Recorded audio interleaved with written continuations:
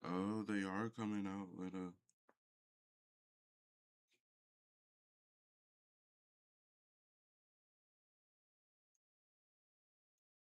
Hey guys, it's your.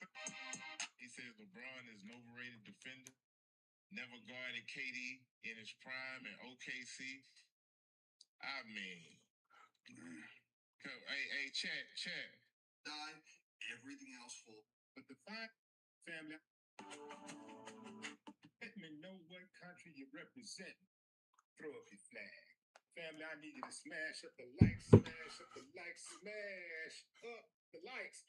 Also, if you have not done so already on YouTube after you subscribe, that's a little bell next to your subscribe button. Go ahead and click that thing right now so you can get your notifications each Yeah, time I that shit drop a new cool. video. That shit a You'll be vibe. in I ain't the gonna loop. count. Boy, we got a major development. The autopsy is back. The official autopsy in the death of Nolan Wells has been completed, but the findings remain under seal and will be presented to a grand jury. Trial attorney Jack Palmieri joins us to discuss what these developments may mean and what legal questions may come next. There he is. What's up? Welcome back. Thank you for having me, as always. For sure, man. So straight to it, man. What is the biggest thing you're looking for the autopsy to answer? How Nolan died. That remains my number one question. We spoke about it yesterday. How he died. We learned how he died. Everything else falls into play. Then we can start to really articulate where he died, who killed him, if it's by someone's hand, when he died. We gotta know where he died, how. Oh my god. That's what I need to know. Right. How much weight do you think the grand juries typically give to an autopsy? Like massive. Massive. Okay. So I'm sorry. I didn't mean to cut you off there. Go ahead. No, I just wanted to know, like, yeah, like in a case like this, how much weight does an autopsy carry for the grand jury? Yeah. Typically, anything that's objective evidence, we talked about this, is going to be weighed more heavily. And for an autopsy, it's your CSI moment. It's what everyone is seeing on TV. That's the part they want. They want the DNA. They want the forensic. They want the medical exam because the report, if done honestly, it doesn't care what you and I think or how you and I feel. The body is the body, the results are the results, right? If we presume for the moment that it's done in an honest fashion, that he didn't have a break in his left arm and it wasn't written down, it's going to tell us the condition of his body, and there should be, if possible, if it allows, a determination of what caused his death. The juries hang, and we hang for that. The juries want to know because that will tell the jury, is someone other than Nolan, by accident or purpose, responsible for his death? They're gonna be all over that. Could the autopsy change the direction of this case, even this late in the process? Yeah, I think at this point, given how everything else is going in the investigation, we discussed it at length. The autopsy, it's the only thing we have to go on. It's everything. This determines which direction this goes. If it's determined an accident, if it's determined that it was no one's own fault, if it was an accident by someone else, if it was by someone else intentionally, right? This is the case at this point. What's your gut? What's your gut about that autopsy? What's your gut? Because I know you've been on this case as much as I have now. So what's your gut? Yeah. So I get my answer from the independent medical examination. So that's where my answer is going to come from. I think it's going to be consistent with the independent medical examination. I did a video earlier today on my thoughts on the case and on the IME, independent medical examination. The reality is, we can say with some fairness that there could be bias attributed to the state medical examiner, right? We don't trust this county. We don't trust this state. We don't trust this office. They have a history of anywhere between negligence and recklessness to outright just suspiciousness, right? Nolan Wells' family and Ben Crump's attorney, we talked about the doctor who did the independent medical exam. He is creme de la creme. He's one of the best. Okay, he was brought in from their team. Typically, you expect an expert that you bring in, that you pay, to find to determine a conclusion consistent with what your theory of what happened is. Their doctor, their own doctor, could not do that. You know, their own came in and said, "Look, I cannot tell you one way or another what happened to Nolan." That was crucial. Now, yes, there were limitations to that report, and yes, there were parts of Nolan's body that were kept from the independent medical exam. But that one, the one that, you know, as a defense attorney, when I bring an expert witness, it's usually because they're going to bolster my version of what happened, right? And the same thing for the state. And we always cross-examine it. You brought it from the state. You brought it from the defense. They paid you all this money to do this. You could not help them. I think the state's autopsy is consistent. The only thing we're going to learn, if we ever see it, is about the throat, right? And it'll be closer to whatever kind of death Nolan was. But I think it's going to track. Okay, let me push back here. So that autopsy, as you said, was inconclusive because he did not have all of the parts. He did not have all of the parts that needed to be examined. Therefore, presuming, no, let me back up, assuming that the ME did not dispose of those organs, there will be a second independent autopsy, you better believe, because I suspect that the reason why we're just getting the autopsy back is because, for the same reason, they're slow to give us video evidence. When it's not consistent with the narrative, they take their time. You know what I'm saying? They take their time because they're over there playing around with stuff, doctoring stuff up, trying to make it fit, right? Because, you know, like when the police have a case and they know that it's clear as day that this person did something wrong, man, they put out the video before the news report come out. They put out the evidence like, look, man, we ain't do nothing. Look, we just follow protocol. Look at this here. He deserved it, you know, look. And it's clear as day, everybody go like, yeah, okay, I can see that. And then people go on about their business. But when it's questionable, they take all day, every day to let us see it. And I believe that if not for the public pressure, the family may have never known what the results of the autopsy was. Because they held the medical examiner, who has been also accused of not giving Black people justice in the past, especially Black people who were killed under suspicious circumstances when the suspects were white. She has a history of this. So at this point, her job is her actions on her job is pathological. Okay, so we don't trust her. She held those body parts for a reason. And that reason, I do believe, is that she did not want the independent autopsy examiner, the medical examiner, to come to the conclusion that we all suspect. I think that there will be a second independent autopsy. There has to be, because knowing the state of Mississippi, knowing how the officials get down, and I mean on every level, you're talking about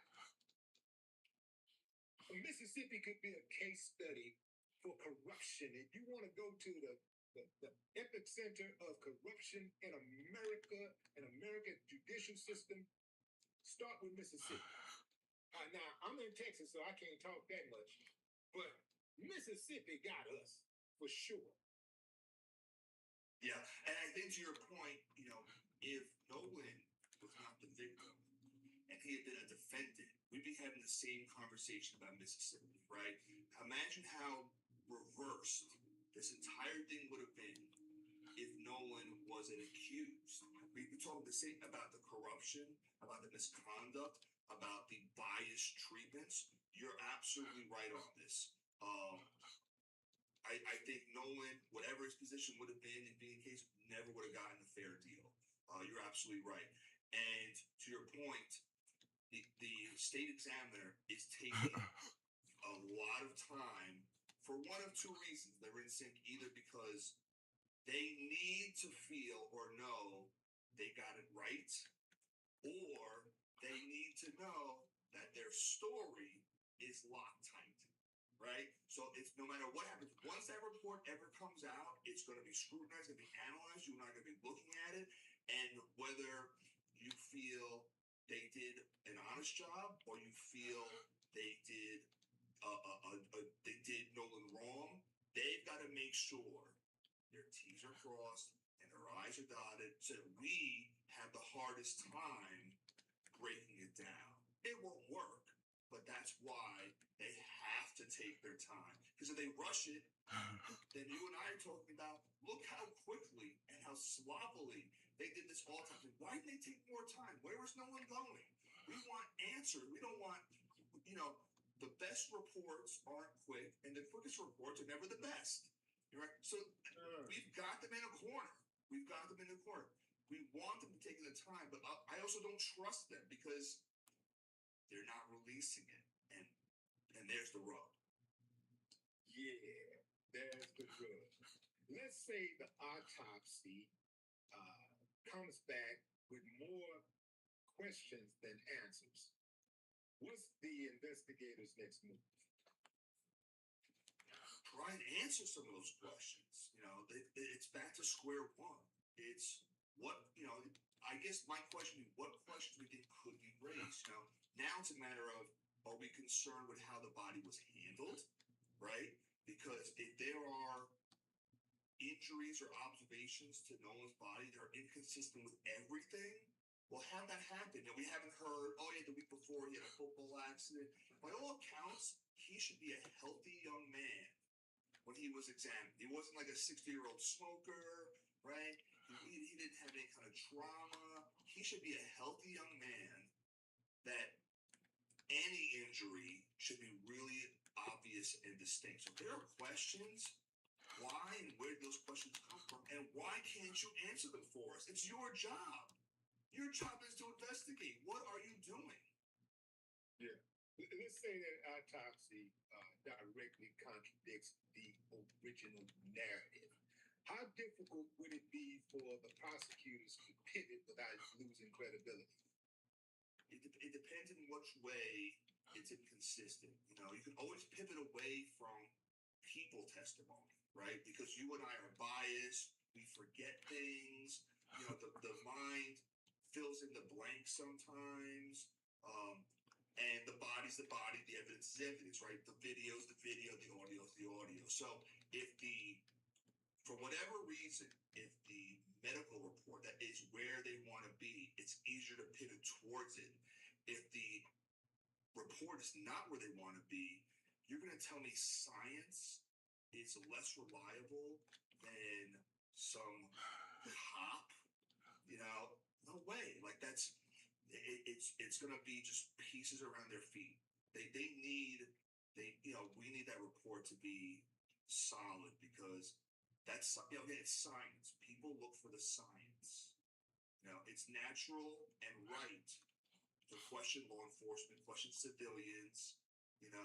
You weren't really paying attention to the incident when you saw it. You were really looking over there, just your peripheral, or you don't know you're about to witness a traumatic event. So how did your body, how did your mind interpret it? But evidence should be evidence.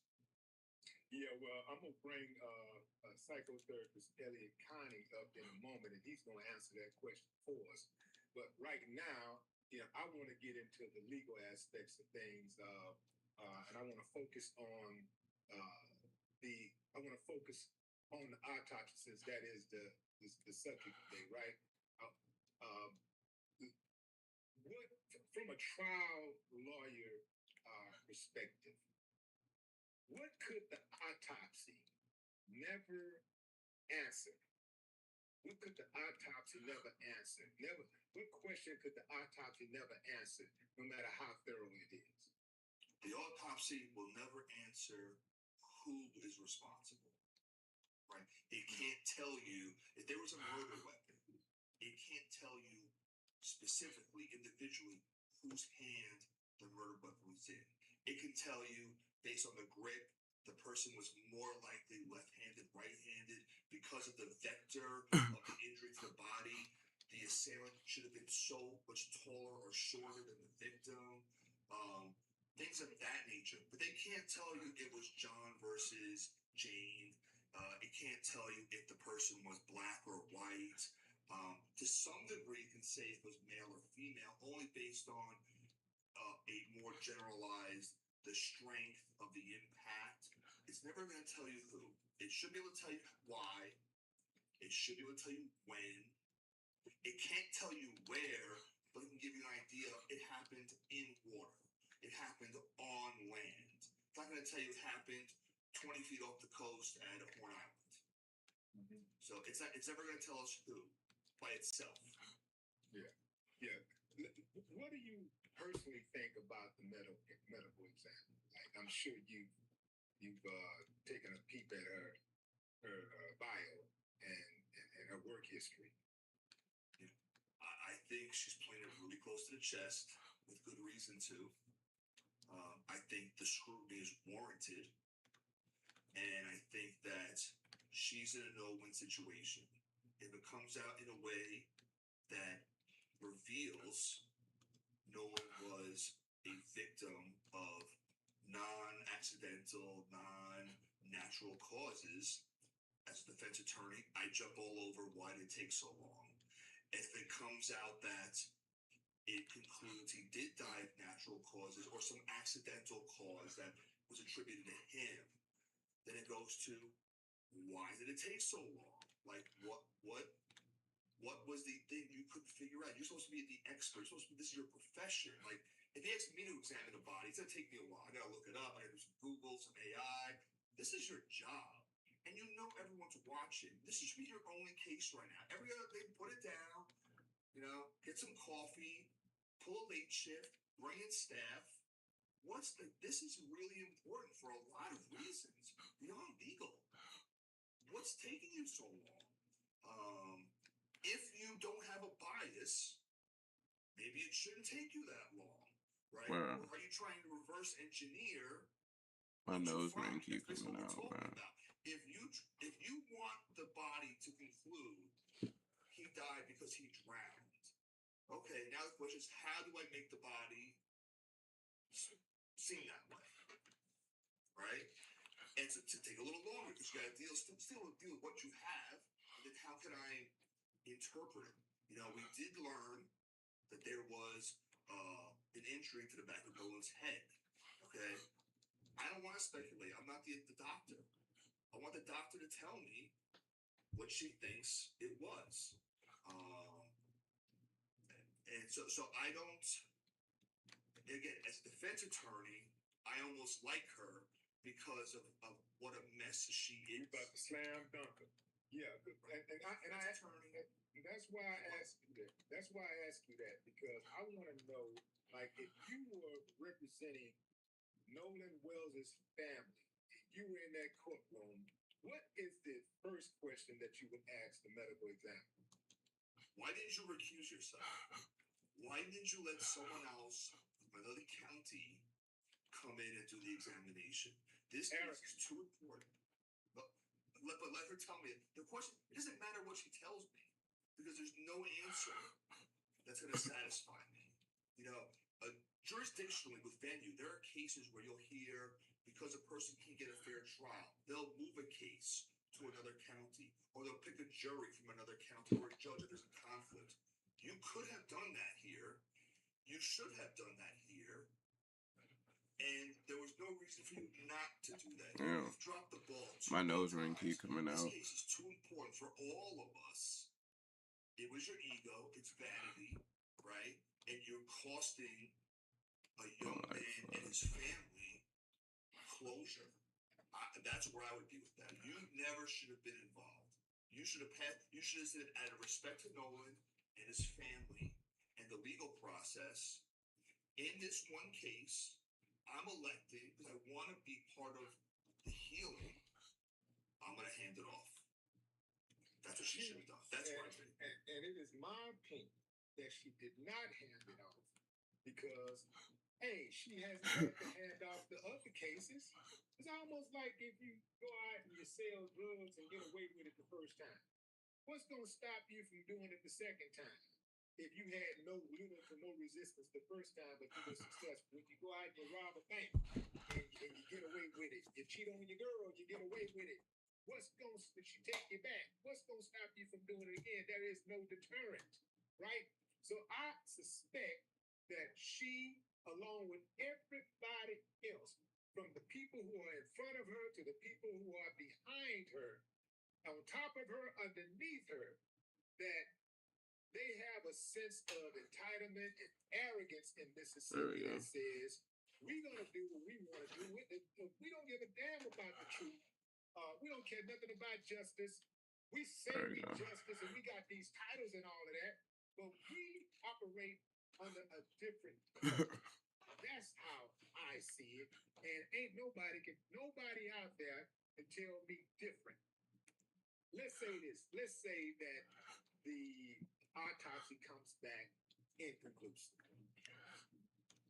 Can the prosecutor still present it to a grand jury and say, I want charges? So, in a literal sense, yes, they could. Should they? No. Absolutely not. Because again, it's a lose-lose. If you're gonna go to a grand jury and ask people to indict somebody on I don't know how the victim died, again, it's damned if they do. They put themselves in a no-win situation. They did this themselves, and they deserve it.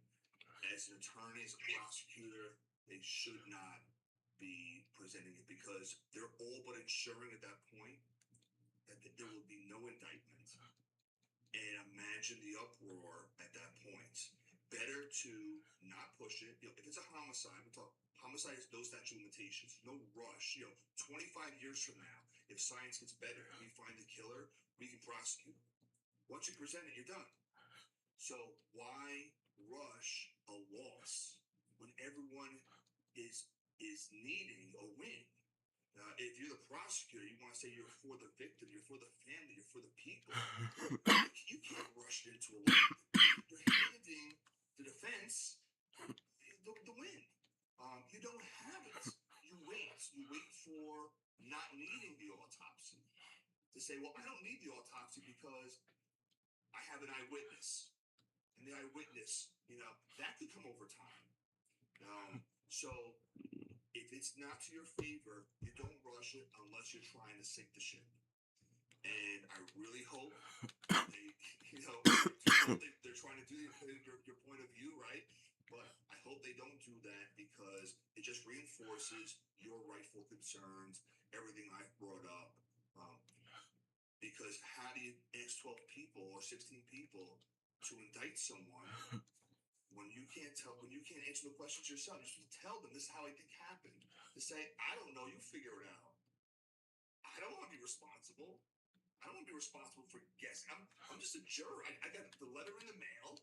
I'm going to show up. It's my duty. I'm not a scientist. Bad play. If it doesn't not in their favor, you circle back. You do some more investigations. You figure something out. You got to give the jury a reason, a legitimate reason, because that will blow up in your face. Yeah. Well, I appreciate you for coming on the show, man, and as always, imparting your wisdom, your legal wisdom, and enlightening my audience, man. Ladies and gentlemen, Jack. Thank you so much. You know where to find my friend. Absolutely. Fam, the official autopsy and the death of Nolan Wills has been completed, but the findings have been not been released publicly and will instead be presented to a grand jury. Psychotherapist Elliot Connie joins us to discuss the emotional, psychological, and human side of this findings. Here we go. Yeah, my man. What's up, Elliot? How you doing? I'm doing man? well. How are you? Man, I can't call it. I might stall. So what do you think, Elliot? What do you think? Did you watch the parents? I thought he was gonna hold that block. Don Lemon show. I did. Okay. Oh, I didn't watch him on the Don Lemon show. I watched the press conference. Okay, watch Chris. Oh, so what do you think? What do you think Nolan Wells' family is experiencing emotionally at this stage? Torture.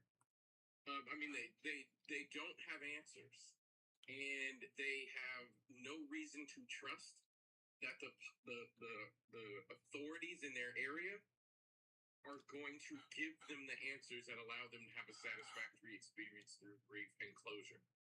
So this is literally torture. I can't imagine that they have any faith in the system that is going to tell them the truth.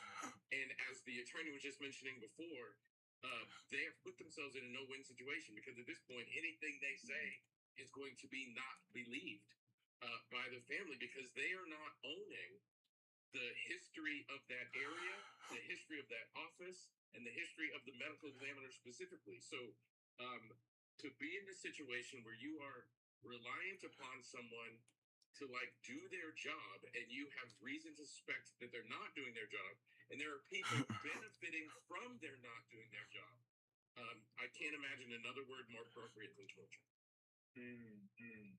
So how does that waiting affect the parents? It's different for everybody, but it cannot be. I mean, I'm talking not sleeping, not eating. I'm talking serious emotional distress that will have an impact. I mean, a lot of people don't know this, but 95% of all couples that lose a child end in divorce within a short amount of time, 12 to 24 months. And that's why is that? Why is that? Well, that's associated with, number one, we grieve differently. So if we lose a child and you grieve ABC way and I grieve XYZ way, I might see what you're doing is disrespectful and it makes me distant from you. Another reason is because my pain is so severe, I can't even love. I can't do the activities associated with love. But in this scenario, now obviously I'm not predicting the deterioration of this couple. I don't know them, but what I can say, if you ask what's the impact, I mean, if you're going through something like this, normal, reasonable things you can't do. Date night, watching a movie together. You become obsessed with everything going on. Every time you open something, now I'm not related to this family in any way. Every time I open social media, I see someone Nolan Wells. Now imagine if that's your loved one. And every time you open your phone, every time you turn on the television, you're just being reminded of this loss. And you're seeing this beautiful soul in his cap and gown and in his graduation outfit and in swim trunks on the day of the loss. You cannot participate in the normal activities of life while you're doing this, which is exactly why closure is so important. I don't know that I really care what comes out of the autopsy as long as it's a transparent truth. And if we can give this family definitive answers, we now know exactly what happened, how it happened, who's responsible for it happening, if anyone, because then the family gets to stop wondering, and then they get to start moving on. When we use words like closure, what we're really saying is that person is no longer wondering, and now they can just deal with the trauma. So right now, I cannot imagine this family is doing anything except what happened, who did it, when did it happen, was he on the island, did he make it back? Their brains are going to keep running and running and running and running. And this autopsy is supposed to, this entire system is supposed to alleviate that family of that experience. And instead, they're exacerbating it.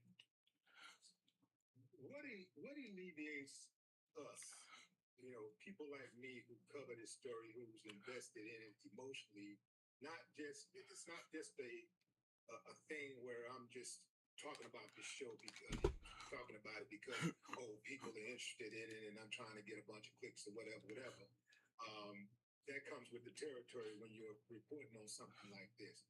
But I used to have a radio show back in the 90s, and I only did the show once a week. It was the most popular show in Houston. I only did it once a week, but the emotional toll that it had on me personally, I would cover these stories. I cover these stories like a lot of social sort of children being abused, children of incarcerated parents, uh, murder cases. I'm talking to the on a every week. I'm talking to the FBI. I'm talking to social workers. You know, I'm talking to all kinds of people that are experiencing trauma and people in the justice system and all this stuff. And it weighed on me so heavily that I would take it would take me 4 or 5 days to recover from one show. It would literally take me 4 or 5 days to recover from one show. And even as I talked about this Nolan Wells case, sometimes it gives me chills because, I see myself in them. I have empathy for the family. I have empathy for that father because I'm a father of a black son. Yes. And so when I think about the case, I'm like, man, like, what about us? What about the community? What about the people who turn on the TV, who get on the internet, and we come across these stories on a daily basis. What type of emotional impact does a sealed autopsy have on the community that is following this case so closely? The answer is a significant impact. In the field of psychotherapy, there's something known as vicarious trauma or trauma by observation, which means I'm experiencing the trauma just from witnessing or being a part of the situation. And all therapists go through that. Like if you sit with a client and they tell you all about the traumatic events that happen in their life, you kind of experience the trauma. We call it vicarious trauma. Well, the black community is being traumatized because we're being reminded how the legal and justice system are not built for us. And in fact, sometimes they're built to exploit us for the protection of people that don't look like us. So the second part is, what do we do about that? The best suggestion I can give to people is, number one, protect yourself. You don't always have to access every single thing at every single moment. Your brain will experience trauma from constantly digesting these things that cause trauma. Number two, remind yourself of purpose. Because Willie, I'm just like you. I don't want to talk about this. I don't want to cover this. I don't want to have information that I currently have. But I'm reminded of my purpose. And my purpose is, and I think the lawyer said it just a second ago, or maybe it was you who said it.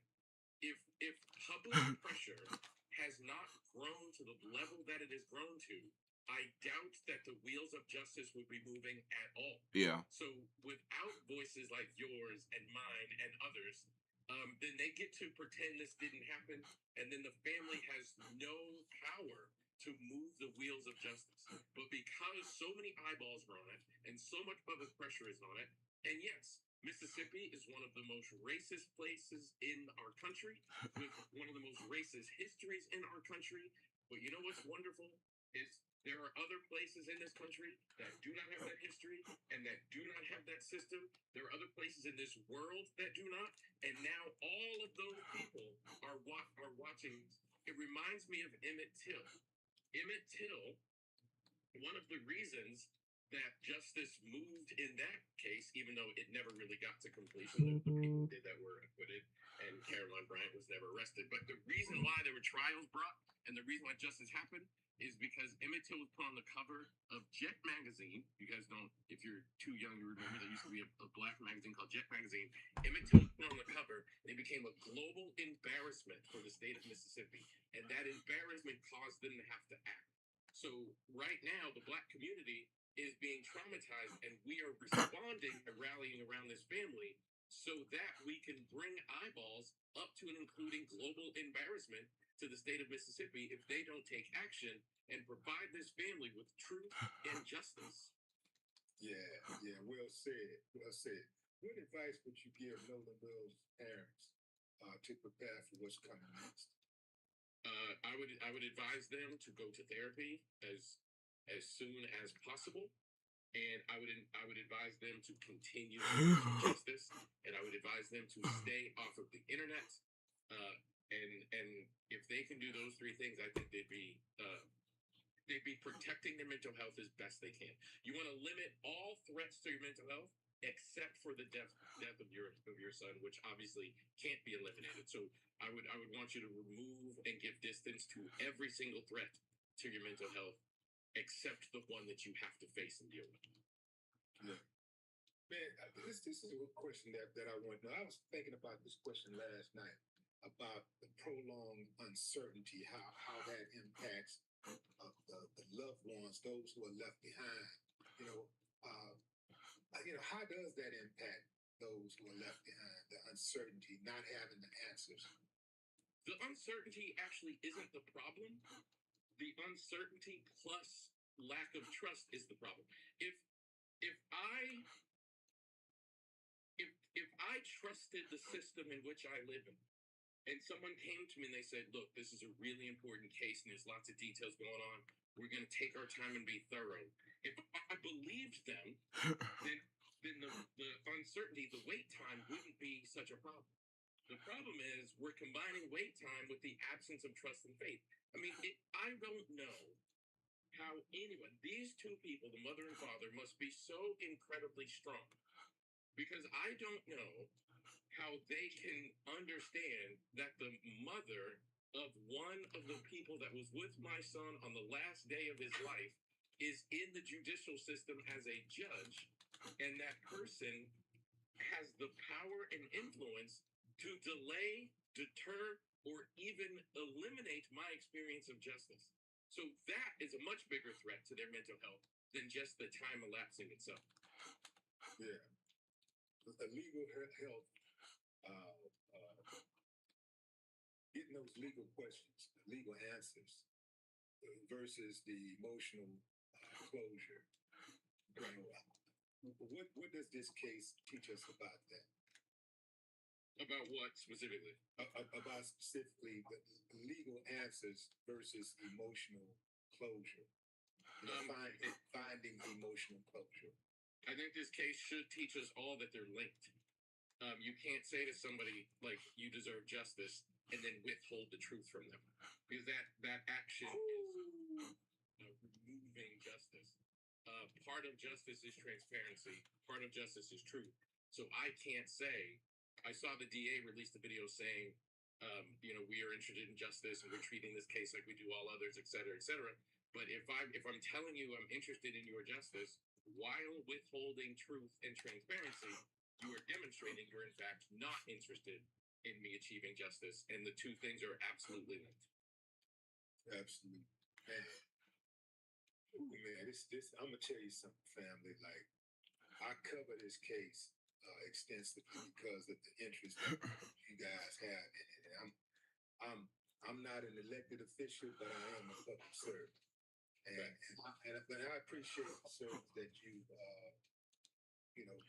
brought us today, like giving us that type of information, because we can, from a layman standpoint, we can talk about, how we think and, psychology and all that stuff, but it's a different thing when you're talking to somebody who study it, like, and you.